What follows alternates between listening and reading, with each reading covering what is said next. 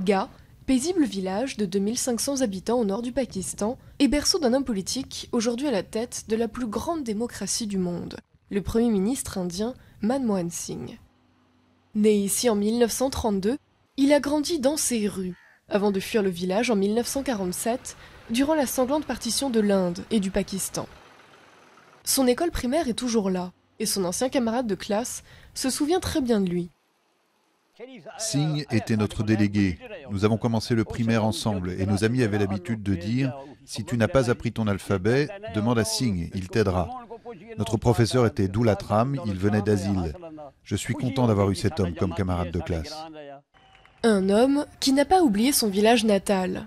Après son élection en 2004, Manmohan Singh a encouragé le dirigeant pakistanais de l'époque à développer Gah. Résultat, une route, un hôpital, une centrale solaire et un nouveau distributeur d'eau potable ont été construits.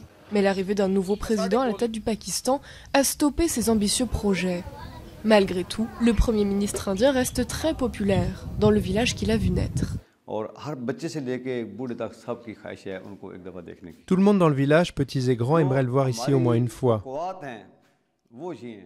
Durant son mandat, on voudrait qu'il contribue à améliorer les relations entre l'Inde et le Pakistan. Près de 70 ans après la partition, les rivalités entre l'Inde et le Pakistan restent vives, même si la situation est en train d'évoluer.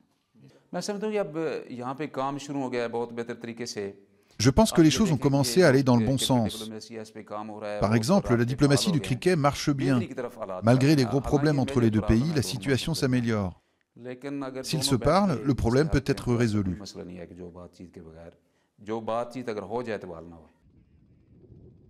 Beaucoup attendent avec impatience le retour au village du fils prodige, prévu cette année, dans l'espoir que sa visite apaise les deux nations rivales.